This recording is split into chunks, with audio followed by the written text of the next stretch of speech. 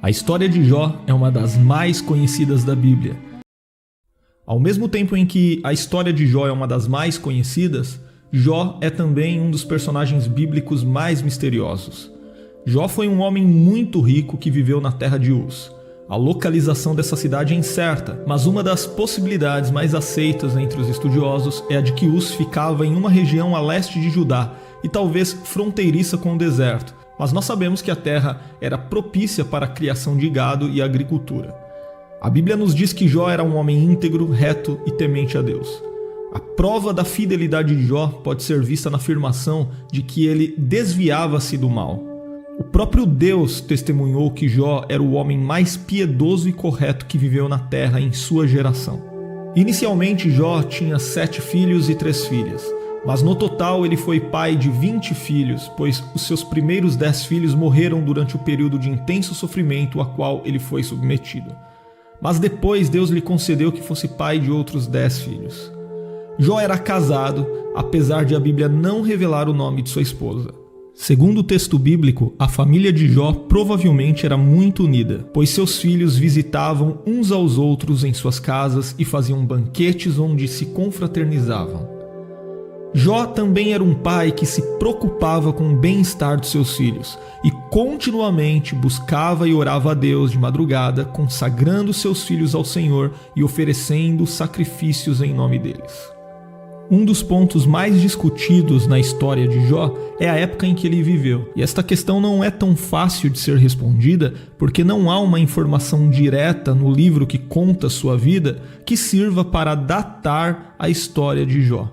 Mas há algumas pistas que podem ser úteis nesse sentido. Por exemplo, o livro de Jó deixa implícito que Jó viveu perto dos 200 anos de idade, lá em Jó capítulo 42, versículo 16. Jó também desempenhava um papel de sacerdote de sua família, algo semelhante ao que ocorreu com Abraão.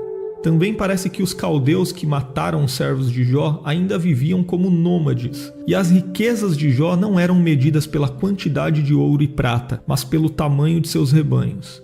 Além disso, existe uma referência a Jó no livro do profeta Ezequiel, onde o profeta menciona Jó ao lado de Daniel e Noé.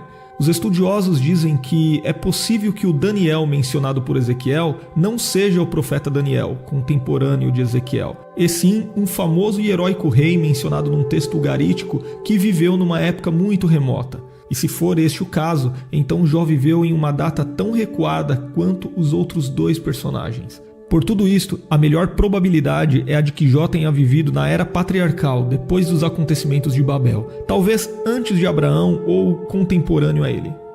O texto bíblico diz que Jó possuía grande riqueza e desfrutava de alta posição social. Inclusive, algumas lendas antigas sugerem que Jó tenha sido um rei, mas não existe qualquer fundamentação para tal sugestão e é melhor nós rejeitarmos ela. Além do mais, se Jó fosse um rei, provavelmente o relato bíblico nos informaria, visto que o texto se preocupou em fornecer grandes detalhes acerca da riqueza que Jó possuía. A Bíblia nos diz que Jó era proprietário de 7.000 ovelhas, 3.000 camelos, 500 juntas de bois e 500 jumentas.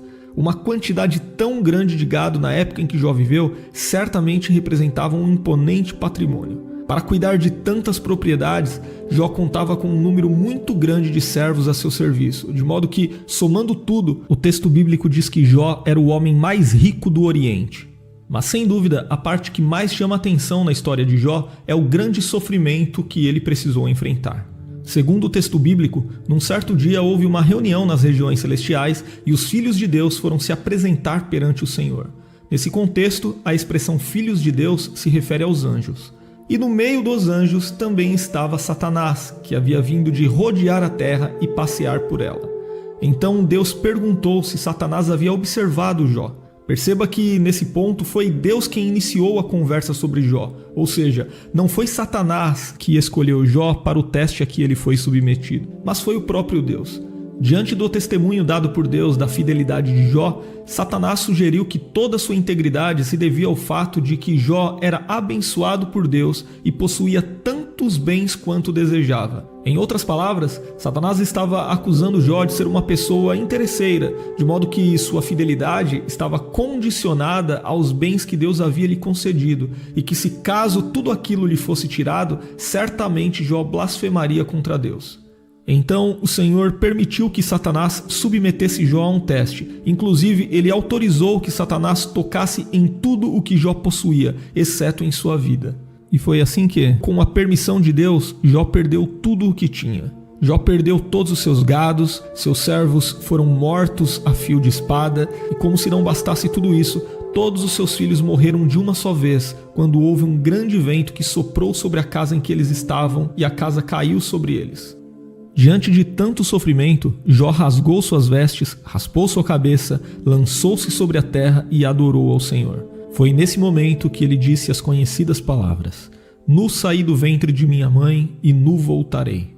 O Senhor o deu e o Senhor o tomou. Bendito seja o nome do Senhor. A Bíblia diz que mais uma vez os filhos de Deus se apresentaram perante Deus e no meio deles também estava Satanás. E novamente o Senhor perguntou a Satanás sobre Jó, e dessa vez ele afirmou que Jó não havia blasfemado contra Deus, pois ainda desfrutava de saúde. Então Deus permitiu que Satanás tocasse na saúde de Jó, de forma que só não poderia matá-lo. Foi então que Jó foi acometido de uma terrível enfermidade. Não é possível saber que tipo de doença castigou Jó, até porque a descrição dos seus sintomas é apresentada em um texto poético. Mas seja como for, o que sabemos é que Jó foi ferido com feridas malignas desde a planta do pé ao alto da cabeça, apesar de essa descrição poder representar apenas um estágio da doença. Ao ver o marido imerso em tanto sofrimento, a mulher de Jó o aconselhou a apressar o fim inevitável e a amaldiçoar a Deus. Obviamente, ela não sabia que a vida de Jó estava preservada por Deus e fatalmente compartilhava da opinião comum de que tudo aquilo era um castigo divino. A resposta de Jó para sua mulher foi a de que ela estava falando como qualquer doida. O termo hebraico traduzido como doida possui um sentido de infidelidade e apostasia, ou seja, Jó lhe disse que ela estava falando como uma pessoa infiel diante de um Deus que, assim como derramou sobre eles o bem, também poderia derramar aquele mal temporal sem que com isto fosse injusto. Na sequência do texto bíblico, nós vemos que Jó foi visitado por 3 amigos, Elifaz, Bildade e Zofar. Estes amigos de Jó também eram sábios e ricos e pertenciam a uma posição social semelhante à de Jó. Os 3 homens foram ter com Jó para consolá-lo. A situação de Jó era tão complicada que num primeiro momento seus amigos não reconheceram de longe. Mas quando perceberam que era Jó, eles se compadeceram e choraram, rasgaram cada um seu manto e lançaram pó sobre suas cabeças. O sofrimento de Jó era tão grande que o texto bíblico diz que eles ficaram com Jó durante 1 semana sem dizer uma única palavra. Mas depois que o silêncio foi rompido, iniciou-se então uma longa e formal discussão entre Jó e seus amigos. Com base nessa discussão, podemos perceber que os amigos de Jó começaram a estabelecer uma sequência de discursos com raciocínio de causa e efeito, onde basicamente eles acusaram Jó de ser o culpado por todo aquele sofrimento. Então, em poucas palavras, podemos dizer que os amigos de Jó o acusaram de ser um adúltero, um ladrão, alguém sem hospitalidade e um louco. Por fim, eles também exortaram Jó a se arrepender, e nos discursos dos amigos de Jó, nós podemos perceber toda a insensatez da sabedoria humana. Após as acusações dos amigos de Jó e da tentativa do próprio Jó de justificar-se diante deles, um jovem chamado Eliú chamou a atenção para o papel disciplinador do sofrimento, ressaltando que o homem não é capaz de compreender tudo o que Deus faz. Depois da grande discussão de Jó com seus amigos, o Senhor, do meio de um redemoinho, falou com Jó.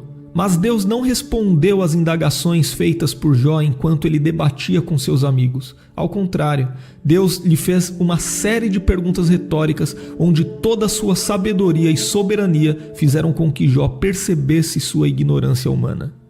Jó então entendeu que lhe bastava apenas confiar em Deus, pois ele tudo pode e nenhum de seus planos pode ser frustrado. Deus é o Senhor de tudo. Ele governa o universo e não necessita que ninguém lhe aconselhe de coisa alguma. Tudo o que ele faz é mediante a sua soberana vontade. Deus também repreendeu os 3 amigos de Jó, dizendo que eles agiram com loucura e o que tinham falado durante a discussão com Jó não havia sido correto. Então o Senhor ordenou que eles fossem ter com Jó e oferecesse holocausto, e que pela oração de Jó eles não seriam castigados pela loucura que demonstraram. Por fim, a história de Jó na Bíblia termina com Jó orando por seus amigos e o Senhor mudando sua sorte e lhe dando o dobro de tudo o que antes ele havia possuído. O texto bíblico também diz que o Senhor lhe concedeu ter outros 10 filhos, sendo 7 homens e 3 mulheres. As filhas de Jó se chamaram Gemima, Késia e Queren-Apuk, e foram as mulheres mais formosas de todo o Oriente. E depois de tudo o que ocorreu, Jó viveu 140 anos e viu até sua 4ª geração. A história de Jó atravessou os séculos e no Novo Testamento, Tiago, em sua epístola, se referiu a Jó como um exemplo de paciência em suportar as aflições que lhe atingiram.